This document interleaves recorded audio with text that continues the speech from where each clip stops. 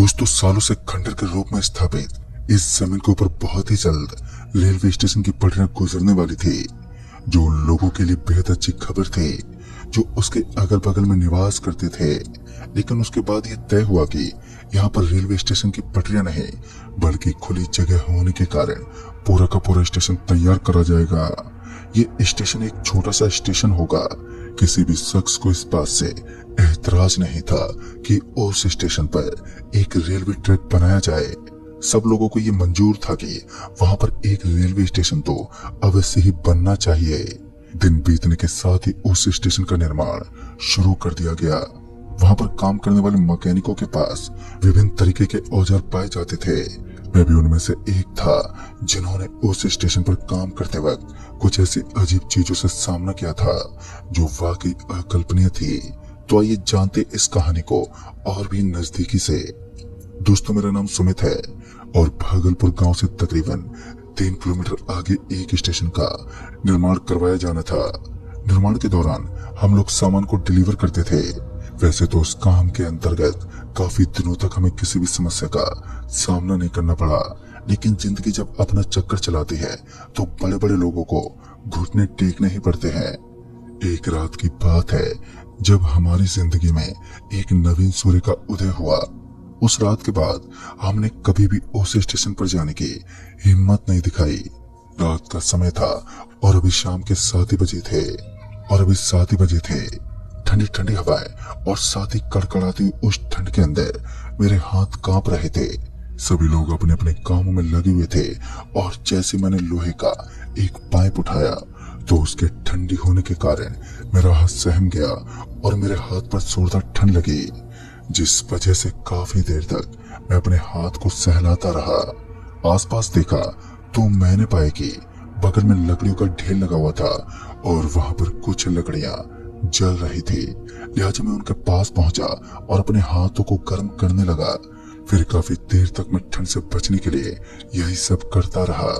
उसके बाद मुझे ऐसा लगा कि कोई मेरे पास आकर बैठ गया है।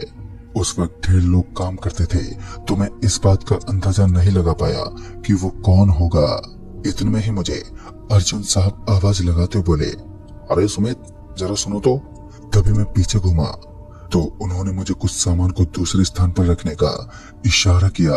मैं उस मजदूर को भी यही कहना चाहता था, लेकिन जैसे मैंने अपनी दृष्टि को उस तरफ घुमाया तो मेरी आंखें खुली की खुली रह गईं। मैंने देखा कि वहां पर किसी का वजूद ही नहीं था।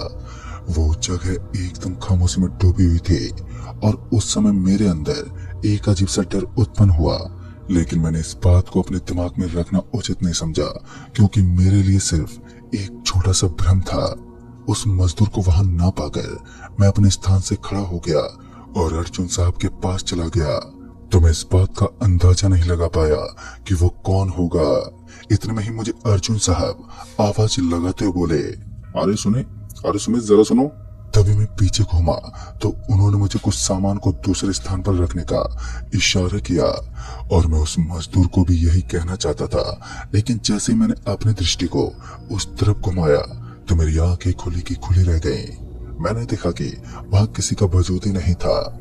वो जगह एकदम खामोशी में डूबी हुई थी और उस समय मेरे अंदर एक अजीब सा डर उत्पन्न हुआ, लेकिन मैंने इस बात को अपने दिमाग में रखना उचित नहीं समझा, क्योंकि मेरे लिए सिर्फ ये एक छोटा सा भ्रम था। उस मजदूर को वहां ना पाकर मैं अपने स्थान से खड़ा हो गया और अर्जुन साहब के पास चला गया। तभी हम दोनों सामान को इधर उधर रखने लगे। तभी हमें चीखने की एक आवाज सुनाई दी। यह आवाज इतनी दर्दनाक थी कि एक समय के लिए तो मेरा दिल भी दहल उठा, मगर जब हमने अपनी दृष्टि को चारों तरफ घुमाया तो मैंने देखा कि मजदूरों के एक झुंड में अफरा तफरी मची हुई थी और इस अफरा तफरी को देखने के बाद हमें ये ज्ञात हो गया कि जरूर यहाँ कुछ गलत हुआ है। फिर क्या था, मैं और अर्जुन साहब अपने कदम पटकते हुए उनके पास पहुंचे तो मैंने देखा कि एक मजदूर जमीन में खड़ा हुआ था और वो जोर जोर से चीख रहा था। पहले तो हमें लगा कि ये सब हरकतें इन दूसरे मजदूरों ने आजमाई है, लेकिन उन सब ने बताया कि इस जगह का काम पूरा हो चुका है और जब वो सभी तकरीबन आधे घंटे के बाद यहाँ पर लौटे तो उन्होंने उस मजदूर को जमीन में फंसा हुआ देखा। उसके मुंह पर एक जाल का टुकड़ा लगा हुआ था। फिर किसी तरह हमने उसके मुंह से उस जाल के टुकड़े को हटाया और तब जाकर ठीक से उसे सांस आने लगे और इसकी हालत बेहद गंभीर थी।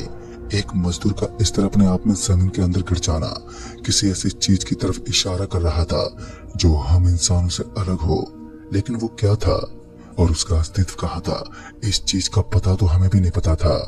फिर किसी तरह हमने उसे बाहर निकाला और बाद में जाकर हमें एहसास हुआ कि उस मजदूर की आवाज आना बंद हो चुकी है। अब वो एक गूंगा हो चुका था। हमने उसे बोलने के लिए काफी फोर्स भी किया लेकिन नाकाम रहे।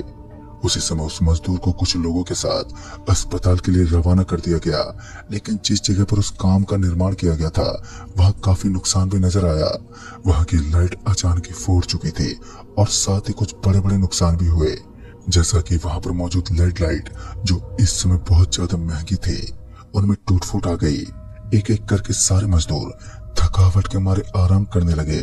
वहां पर एक लंबा चौड़ा कैंप लगाया गया था जिसके अंदर सारे मजदूर काफी आसानी के साथ आराम कर सकते थे, लेकिन पूरी रात मुझे और अर्जुन साहब को उस पूरे सामान के साथ वहां पर निगरानी रखनी थी, जिस कारण हमें सोना मना था।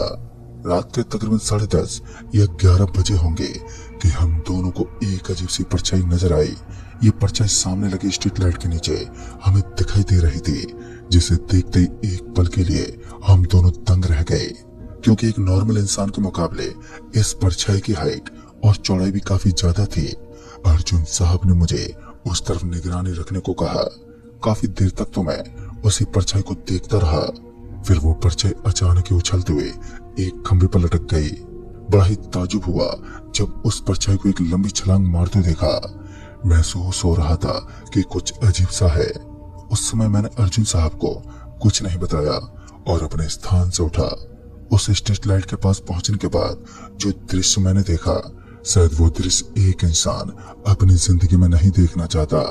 वो कोई सामान्य इंसान नहीं था, बल्कि एक बहुत ही खौफनाक ताकत थी जिसकी आंखों के अंदर से सफेद सफेद धुआं बाहर निकल रहा था।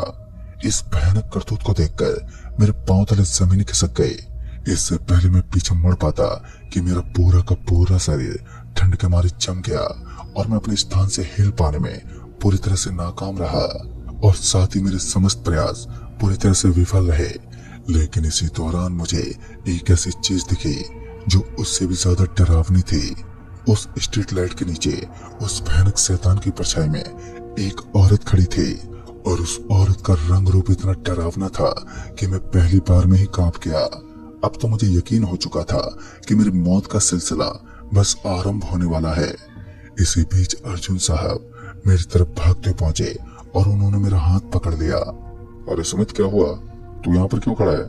इसी बीच अर्जुन साहब मेरी तरफ भागते पहुंचे और उन्होंने मेरा हाथ पकड़ लिया। अब अर्जुन साहब का रूप इस तरह तब्दील होता देख मैं पूरा हिल चुका था। मेरे अंदर इतना तजुर्बा नहीं था कि वहां से भाग सकूं। फिर जब मैं कायरों की तरह वहां थर थर कांपने लगा तो मैंने जोर जोर से चीखना और चिल्लाना शुरू कर दिया ताकि कोई मेरी मदद कर सके। लेकिन फिर कुछ ऐसा हुआ जिसका मुझे अंदाजा नहीं था। मेरे चारों तरफ की जमीन एकदम से फट गई। जमीन को इस तरह फटता देख मुझे एहसास हो चुका था कि कुछ तो गलत होने वाला है। जमीन का वो भाग सीधा का सीधा पाताल लोक तक पहुंच गया, जहां पर चारों तरफ मसाले जल रही थी और आगे से भरपूर उन मसालों के बीच मुझे कुछ लाशें नजर आ रही थी जो मिट्टी में दफनाई गई थी। उनके ऊपर मिट्टी का जमावड़ा था। मुझे पता था कि यह सब इनके ही करतूत है और इनकी वजह से ही आज मैं बुरी तरह फंसा हुआ हूँ। अपने पांव को इधर उधर हिलाने पर मुझे एहसास हुआ कि ये जमीन कुछ ऐसी ही है, जहां मैं कदम रखूंगा वहीं पर लावा उठने लगेगा। इस जमीन का टुकड़ा ना कहकर मौत का समुद्र कहें तो कम नहीं होगा, क्योंकि हर जगह हर कदम पर मौत का नाम लिखा हुआ था। उस समय जब मुझे लगा अब मेरा कोई साथ ही नहीं है, तब मुझे एहसास हुआ कि अब मैं अपने भगवान का स्मरण करके ही यहाँ से बच सकता हूँ, अन्यथा मेरी जिंदगी खत्म होने वाली है। दुर्गा माता का सेवक होने के नाते मैं नीचे बैठ गया और नीचे बैठते ही मैंने अपने हाथ जोड़ लिए, लेकिन मेरे हाथों के ऊपर अचानक ही कुछ टपकने लगा। देखने पर मैंने पाया कि ये तो खून था और मेरे ऊपर से टपक रहा था। मैं अपने हांफते हुए शरीर के साथ एक और खौफनाक दृश्य का सामना कर रहा था।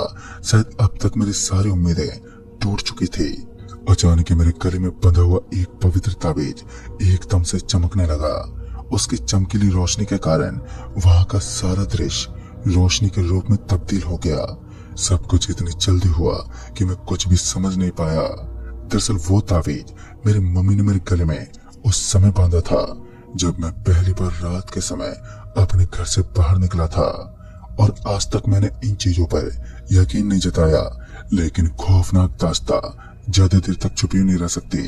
उस रोशनी के तेज से वहां का सारा दृश्य जगमगा उठा और दोबारा जब आंख खुली तो मैंने देखा कि मैं खुले आसमान के नीचे खड़ा था। आसमान को देखकर मुझे काफी राहत मिली और जब मैं पीछे पलटा तो मैंने देखा कि मैं सही सलामत उसी जगह पर पहुंच गया जहां से मैं गायब हुआ था। लेकिन वो खौफनाक चीजें अभी भी मेरे आसपास मंडरा रही थी। उस स्ट्रीट लाइट के ऊपर मुझे अभी भी वही शैतान दिखाई दे रहा था। मैं जानता था कि यहाँ से निकलना ही मेरे लिए भलाई का कार्य सिद्ध होगा और मैं उसी समय वहां से निकल गया। अच्छी बात तो ये थी कि उन्होंने मेरा पीछा नहीं किया और मैं उस जगह पर रुकना तो दूर कदम भी नहीं रख पाया।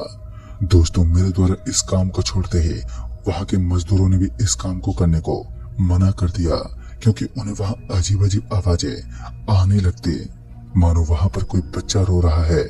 दोस्तों, आज इस घटना को काफी साल हो चुके हैं। कहते कि आज भी उस स्टेशन का काम अधूरा पड़ा है और वो कभी पूरा नहीं होगा। वहां से पटरियां तो गुजरती हैं, लेकिन कुछ खौफ सब बना रहता है और शायद आने वाले दिनों में इस स्टेशन का काम कभी पूरा नहीं होगा, क्योंकि इस स्टेशन की भूमि के अंदर कुछ ऐसे लोगों को दफनाया गया है जिनके नाम ये जमीन थी। यही एक बड़ा कारण है कि वहां की आत्माएं अब उस जगह पर किसी भी अड्डे को स्थापित नहीं होने देती। सरकार भी इस जगह पर कार्य करवाने से खौफ खाती है। तो दोस्तों, इस कहानी में बस इतना ही। तब तक के लिए बाय एंड टेक केयर।